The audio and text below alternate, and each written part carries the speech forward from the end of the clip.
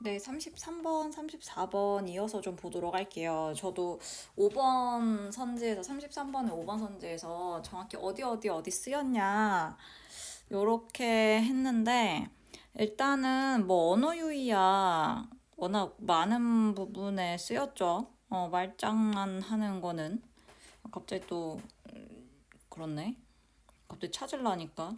그쵸? 일단, 제가 이 발췌된 부분에서 대조가 어디 쓰였냐, 뭐 굳이 얘기를 한다면 흥부는 이랬는데 너는 뭐냐 지금.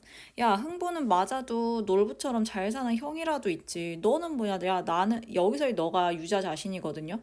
나는 이렇게 맞고 다녀도 나 이렇게 오구오구 고생한다 해주는 잘 사는 형도 없어. 지금 그러는 거잖아요. 그러니까 일종의 대조법 쓰였다고 얘기할 수 있겠고요.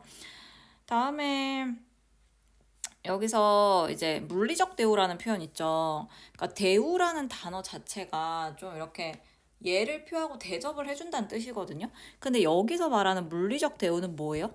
폭력이야. 폭력을 되게 좋은 말로 물리적으로 날 대우해줬다라고 표현을 하는 거거든요. 여기서의 폭력은 누가 하는 거예요? 피해자 유족들이 내가 가해자 운전자의 회사의 대표로 노선 상무의 직함으로 갔을 때 내가 피해자 유족들한테 얻어맞았잖아요.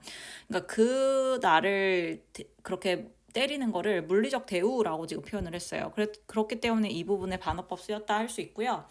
그리고 이제 노선상무라는 표현 자체도 어떻게 보면 좀 말장난의 하나로 볼 수 있어요. 왜냐하면 노선이라는 게 여기서 길거리거든요.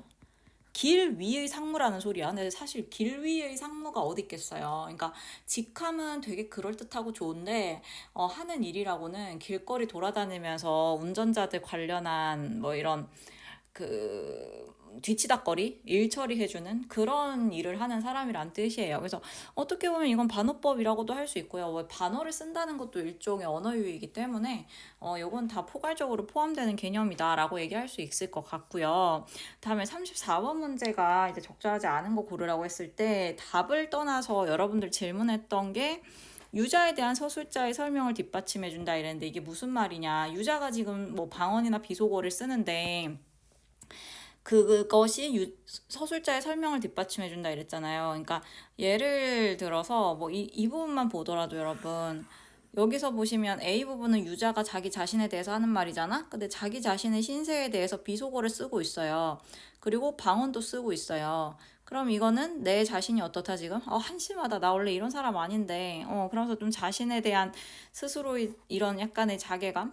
요런 거를 지금 한탄하는 부분이잖아요. 근데 여기서도 보시면 요러한 지금 자신의 신세 한탄을 비속어를 통해서 표현을 하고 있단 말이야. 방언을 통해서. 근데 여기서도 뭐라 그랬냐? 서술자의 설명을 뒷받침해준다. 서술자가 뭐라 그랬냐면, 떼어놓고 또는 바라보며 그런 허심탄회한 틈을 몰랐다. 그러니까 서술자가 봤을 때 그 유자는 한탄을 해도 자기를 되게 제3자처럼 떼놓고 객관적인 시각에서 신세한탄을 하는 모습, 성격을 가졌다라고 지금 서술자는 설명을 하고 싶은 거거든요. 그럼 유자가 자기 자신을 떼놓고, 즉 객관적 거리를 두고 설명하는 부분이 바로 A예요. 여기서 보면 너라 그러잖아. 너가 유자 자신이라고. 유자 자신. 근데 나 자신을 한 걸음 뒤로 떼놓고 나를 제3자로 떼놓고서는 되게 스스로에게 욕도 하고 막 방언도 쓰면서 아유 바보 같은 놈 너 니네 엄마 아빠가 그렇게 키우디 막 이러면서 자기가 자기를 이렇게 욕하면서 신세한탄하는 거거든.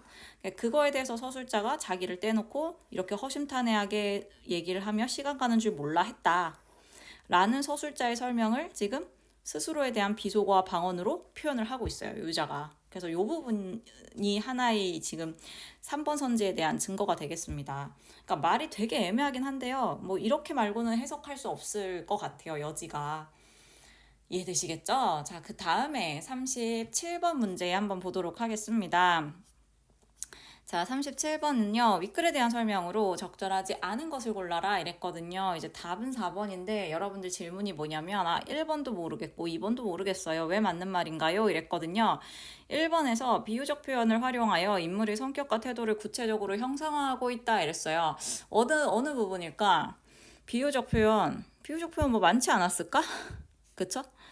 있을 거야. 아, 이거 일부러 제가 좀 넣어놨었어요. 그러니까 우리 시험 범위에 완전히 포함되는 건 아닌데 왜 이런 에피소드가 있었는지를 좀 말하려고. 근데 여기에 장마의 물걸레처럼 쳐다보기 뭐뭐처럼 이것도 다 직유법, 비유법이잖아요. 그렇지 않아요? 그래서 조조 망하기를 기다리듯이 이것도 비유법이잖아요. 직유법이잖아요. 그렇죠? 그래서 성격과 태도를 형상화하고 있다. 형상화한다는 것 자체가 다른 것에 비유해서 표현한다는 뜻이기 때문에 맞고요.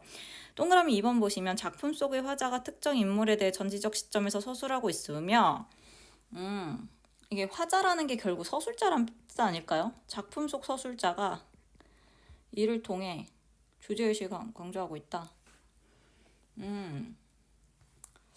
37번에 근데 이 화자라는 표현이 초점하자 말하는 걸까? 그쵸? 이거를 서술자로 보기에는 이건 초점하자에 대한 설명일 수 있을 것 같은데 제가 초점하자 이야기를 했던가요? 제한적 전지적 작가 시점? 이게 잠깐만요.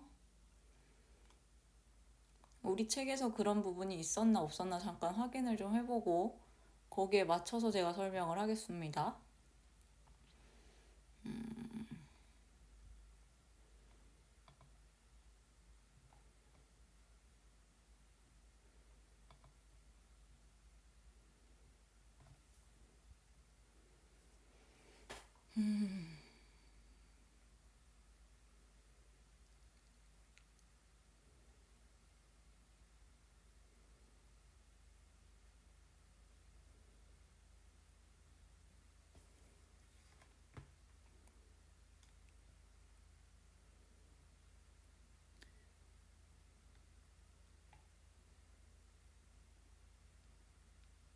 내게 전화했네 이랬네요. 내게 전화했다라는 표현이 있네요. 그럼 나기 때문에 이거 1인칭으로 봐야 되네. 그럼 작품 속 서술자 맞네요. 1인칭이 맞네요. 그쵸?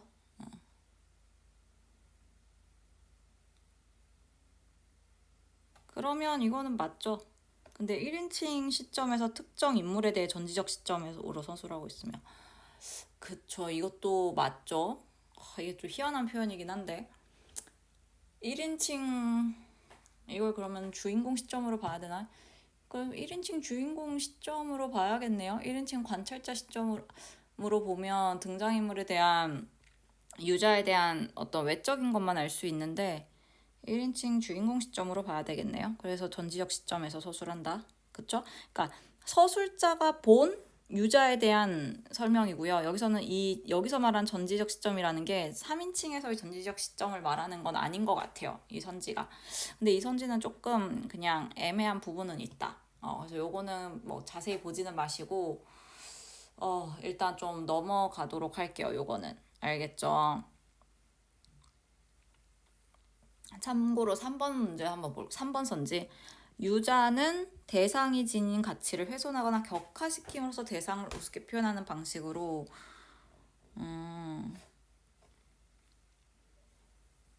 뭔가 표현을 하고 있다.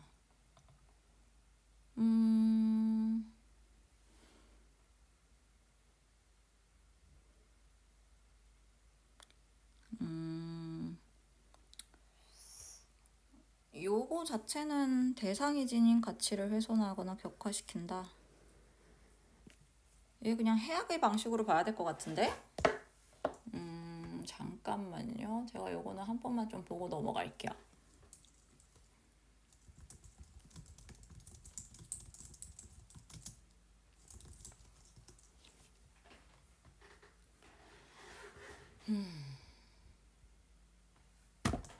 오. 엄청 쿵 하는 소리가 났죠. 좀 애매한 문제가 이렇게 많이 있긴 하네. 이것도 조금 그냥 37번은 일단은 얘는 시점인데 좀 명확하지가 않은 것 같아. 얘는 일단 따로 체크해 놓을게요. 패스해 놓고요. 왜 그런지 이건 나중에 한번 보도록 하겠습니다.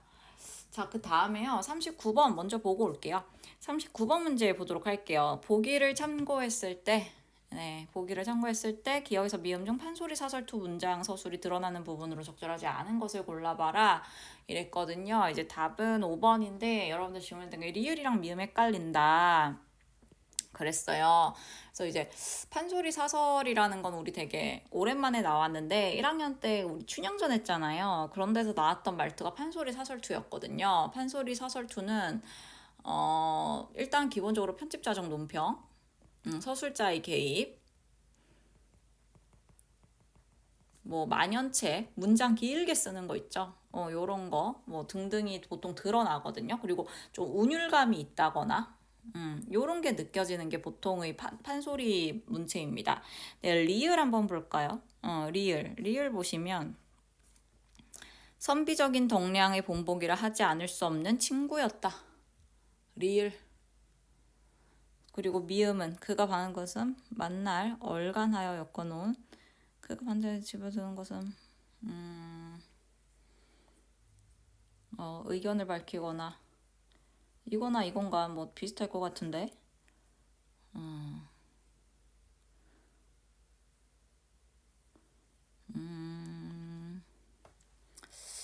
참 리을이나 미음이나 그쵸? 기억, 니은, 디귿은 좀 확실한 것 같고요. 디귿은 우리가 편집자적 논평의 예시다라고 말했던 부분이기 때문에 그렇고요. 이 부분은요. 제가 이건 수업 때 언급하긴 했는데 그렇게 보이지는 않을 수 있는데 편집자적 논평이에요.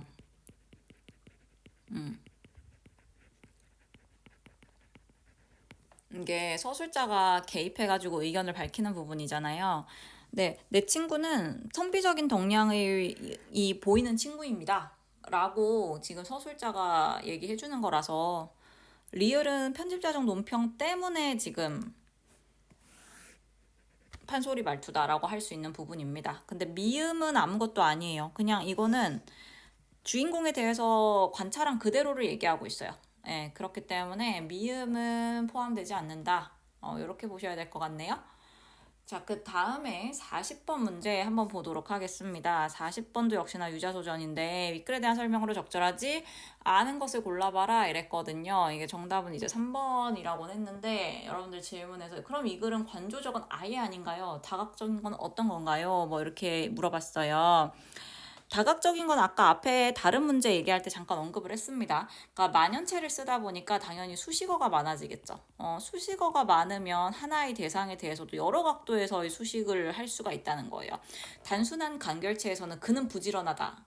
아니 그는 이타적이다 이렇게만 말하겠지만 만연체 문장에서는 그는 뭐 지나가는 할머니도 도와주고 뭐 길거리에서 뭐 돈을 구걸하는 거지도 도와주고 막 이런 걸 줄줄이 나열을 해놔. 그러면 그 여러 다각적인 면을 통해서 이 사람은 이타적인 사람이구나라고 확인할 수 있잖아요. 그런 게 만연체의 특징이란 뜻이고요. 3번에서 인물들에 대한 서술자의 판단을 유보한 관조적인 시각으로 일단 판단 유보를 하지 않았어요. 서술자는. 유자는 어떤 사람이다 명확하게 지금 이야기를 하고 있지 않나. 그쵸? 예, 그렇게 얘기를 하고 있습니다. 그렇기 때문에 관조적인 시각이라기보다는 아주 직접적으로 어떠어떠하다라고 평가하고 있어요. 미루지 않는다는 거예요, 평가를. 이해되시겠죠? 자, 그 다음에 여러분들 몇 번 질문하셨냐면 41번 문제 질문하셨거든요. 그러니까 인물 됨됨이에 대한 평가로 적절하지 않은 것을 골라봐라 이랬는데 1번이긴 하거든요. 1번에서 어느 부분이 틀렸나? 유자는 교통사고 처리할 때 그룹 내의 동료 운전수를 옹호하면서 상황에 따라 유연하게 사리분별력을 발휘하는 사람이야 이랬는데 어디가 틀렸을까요? 옹호하진 않아요. 그러니까 이 동료 운전수가 스페어 운전수인 경우가 많다 그랬잖아요. 스페어 운전수가 불쌍한 건 알지만 이 스페어 운전수가 사고를 친 거에 대해서는 공과 사는 명확히 했다라고 이야기를 했습니다. 왜 그러냐면 여기를 읽어보시면 가해자가 그룹 내의 동료 운전수라 하여 팔이 안으로 굽는다는 식의 적당주의를 취한 적은 거의 없었다라고 했거든요. 그렇기 때문에 1번이 틀린 거겠죠. 자, 그 다음에 5번 선지 여러분들 잠깐 보시면 유자가 피해자의 빈소에서 봉변을 피하기 위해 자신의 정체를 숨겼던 행동은 여기까지 맞죠? 그쵸? 자초지종을 알게 된 피해자 가족들에게는 기만적인 행위로 느껴질 수도 있겠어. 그렇죠. 나 우리를 속이고 지금 술 받아먹을 거 다 받아먹고, 어, 결국에 내가 화도 못 내게 만들다니. 이렇게 할 수 있죠. 그러니까, 기만적인 사람인가요? 라고 질문을 하셨는데, 유자가 기만적인 사람인가요? 라고 하셨는데, 유자가 기만적인 사람이다라고 단정 짓기는 어려워요. 왜냐하면, 지금 유자가 정체를 숨긴 이유는 유가족들에게, 피해자 유가족들에게 물리적 대우를 받지 않기 위해서잖아요. 즉, 폭력을 당하지 않기 위해서잖아요. 그쵸? 그러다 보니 그것의 부작용으로, 그러니까 그것에 대한 어떤, 뭐, 그냥 반작용이라고 해야 될까요? 그러다 보니 어쩔 수 없이 사람들을, 유가족들을 좀 속이게 된 거거든요. 근데 이게 전후 관계가 예민한 게, 유자가 기만을 해야지, 유가족들 다 속여야지. 아, 속이는 거 좋아. 막 일 마음으로 한 건 아니라는 거예요. 어쨌든 유자도 업무 처리를 해야 되고, 업무 처리하는 데 있어서 유가족들에게 어쨌든 잘 뭔가를 해야 되는데, 유가족들이 너무 지금 감정적으로 나와서 그냥 폭력부터 쓰는 거잖아. 그럼 일이 해결될 것도 안 될 거 아니에요. 그러니까 일도 해결하고, 자신이 해야 할 일도 하고, 또 물리적 폭력도 당하고 싶지 않고, 그런 마음에서 꾀를 쓴 거지. 뭐 유자를 그렇게 막 뭐 되게 정직하지 않은 사람이다 막 이렇게 하기는 좀 어려울 것 같아요. 그렇죠? 여기까지 잠깐만 제가 클리닉 있어서 끊고 다시 이어서 보도록 하겠습니다.